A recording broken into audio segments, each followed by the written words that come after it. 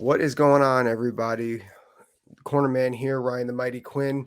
Um, this is a great subject. We're going to talk about who Jake Paul should fight next. I put together a list of people, a list of, let's see, 1, 2, 3, 4, 5, 6, 7, 8 to be exact, on who the best matchups are for Jake Paul, being sensitive to him handpicking his opponents as he's been doing. Now, it's obvious he doesn't want to fight any strikers in their prime or anyone in their prime, really, for that matter. But we do have a couple people here we could look at. And then, of course, we got names that I think would be a great. We're talking about build up to the fight as well as fighting in general would be an exciting matchup. MMA names specifically, not boxing names. I know he spoke about fighting Tyson Fury's brother. I think that kind of went. We're going to start, though, with the name that's actually happening, or it looks to be slowly in motion. You know what? Let's circle back a little bit. I mean, he's been joined with Michael Bisping a little bit. I don't think that fight's going to happen, or at least not in the next year or so. I love what Michael is doing with the UFC. I think he's a phenomenal announcer. I think that he would sell this fight too, regardless. I think that he's doing a great job with the media side of things. I just don't see that fight happening right now. Plus, he's a little bigger than what Jake Paul is looking to fight too. So I don't think that. I think Jake Paul knows that's a safe challenge. That's not going to happen. So, all right, going back to what I was saying, Anderson Silva, it seems that him and Anderson Silva are in talks of possibly happening. That's good. That's solid. I think I think he better be careful too. Anderson does have some pretty precise striking. And as far as MMA is concerned, he is a world-class striker. He was going to box Roy Jones Jr. back in the day, I remember. I'm down for that fight, although I don't think it's the best possible matchup, all things considered, as far as promotion and an actual fight. I think that Anderson would probably lay back and eventually point or knock out Jake. Now, I know Anderson's a little older. He kind of weathered, even though he's one of the greatest fighters of all time as his career went on. So Jake has shown he could fight. That's been a very prevalent thing. You know, everyone's talking about, oh, these guys are just YouTubers. They were excellent wrestlers in high school, and clearly Jake could fight some against top-notch names. So um my first pick is Chris Lytle. Those of you who remember Chris Lytle, Chris was always a banger, always came to fight in the UFC. He fought some really big names, very well rounded. He's a firefighter. I always love the firefighters like Stipe. um, I think that's an excellent fight. He's got great boxing. I think he's got a pretty serious amateur boxing background as well. I think Chris Lytle is a great fight for Jake Paul. um, I know some of the casuals, you don't know that name, but as far as the actual fight will go, I think that's the first name on there. So that's my first. We're gonna go down. For lack of a better words, weakest to strongest with matchups. So, all right, we got Chris Lytle out of the way. Next one that I have is Chris Lieben. Chris Lieben was always a banger. Chris Lieben has been competing in bare knuckle boxing. Chris Lieben could sell a fight because he's pretty intense. I think that's a perfect opposite. What's the word? A perfect contrast to what Jake brings to the table. You know, he's the young, pretty boy, so to speak. You know, a lot of flash, and Chris has the brawn. I think that fight sells. I think that fight is extremely entertaining, both for promotional purposes as well as the fight itself. Chris Lieben, that is my personal favorite, my personal pick. All things considered. Now, if we're going to weight the decision, the next one I have, we got Chris Lieben, we got Chris Lytle, we spoke Anderson Silva, Vanderlei Silva. Vanderlei Silva is nuts. Vanderlei Silva would definitely sell that fight. I don't know how active Vanderlei has been, but Vanderlei would fight anywhere. Vanderlei would fight a bear in his heyday if it came down to it. At one point, he was the best light heavyweight in the world. Super scary. Called him the axe murderer for a reason.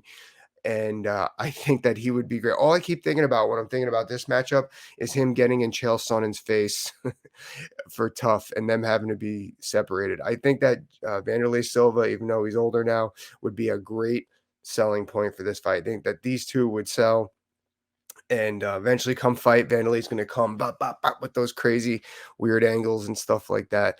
I think that's great. Jake, you know, would probably be a little more athletic, lay on the outside before he tries to commit.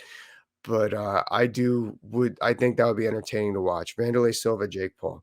Now the next one, this guy is actively fighting in beak and bare knuckle boxing as well as MMA, no longer in the UFC, but I think that this would be a great fight for him too, is Hector Lombard. Hector is a beast. Hector, much like Jake's other opponents, this is why it's good, grappler turned mixed martial artist, favorable striker. Hector was a world-class judo player, went into MMA. He was like our Mike Tyson for a while. They thought he was going to be the one to beat Anderson Silva, knocking people out. He did have the one display. I mean, he's displayed it multiple times, but I remember when he fought Jake Shields, he really crushed it with showing his judo aspects. But he loves to SWAT when it comes to mixed martial arts and combat sports now. I think that that fight is great. Hector's extremely intelligent. Hector would be able to sell that fight. He's funny. He's intense. I think that that fight is the way to go. I think that Jake Paul, Hector Lombard would be a great selling feature and a great fight. Outside of Chris Lieben, that is my second favorite pick. And the only reason why I say it is because Hector's still pursuing things right now in mixed martial arts and bare knuckle boxing. Otherwise, if he was kind of, for lack of a better word, shelved, I would say he's got to get the Jake Paul fight. But I think that that's an outstanding fight, which actually I want to ask Hector about that. Hopefully I can get him on here soon. Now we're going to go to, those were our inactive UFC fighters, so to speak. Now we're going to active mixed martial artists that are still at the level. They're pretty obvious. I'm going to go with the least obvious first. I have Michael Venom Page, flashy striker out of Bellator, one of the best in the world right now. I think that that's fight sells. Michael's very entertaining, both in selling and the fight. Whenever I think of Michael, I think of him raising Thanos' gauntlet. He probably would look similar. It would probably be very similar to the Anderson Silva fight, as far as, he would try to pinpoint his accuracy. But I think that would be entertaining, both for the build-up and the fight as well. If you notice, that's what I'm looking at here. I'm not necessarily looking who could crush Jake Paul. I'm not looking who Jake Paul can crush. I'm trying to keep in mind what Jake Paul is looking at. He wants veterans, he wants names, and for the lack of the better part, the first few people I mentioned, he's not looking for people fighting really extremely world class right now. These next two go against what I just said. These two guys are still big names, still at the world class level, still competing at a high level, but I think that these are ultimately fights to make. I think that these are the guys that he needs to go against, that he really needs to be shooting his mouth off at, instead of the Nate Diaz's and stuff like that when he's trying to get a fight against a big name crop. First one is George Mosvadel. The George, obviously, great striking background. A little bit older on the second half of his career, but he's still in the top 10 in the welterweights. He could strike. He could sell fights. He's one of the biggest draws in the sport right now. There's no question. I think that George needs to chase down that Jake Paul fight. I want to get a quote with him on that as well. I think that fight really should happen. George loves fighting no matter where it is. Obviously, backyard, in a cage, in a ring. He wants to do it. He wants to fight. And any rules, too. Trust me. I think that Jake and George needs to happen. I think that that's a good one. Actually, I think that that's more of a sell than my previously mentioned favorites with Chris and Hector.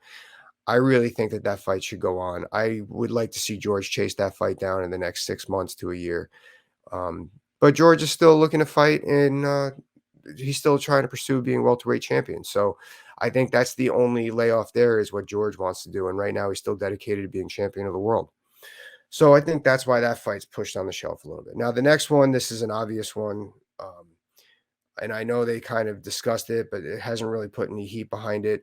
I think it really should be pursued, as Conor McGregor versus Jake Paul.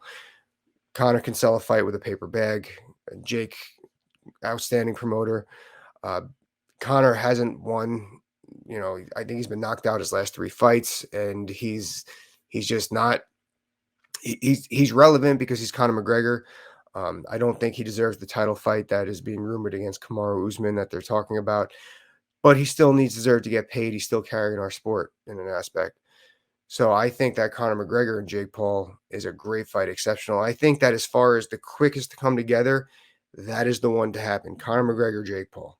That is the one that's going to come together.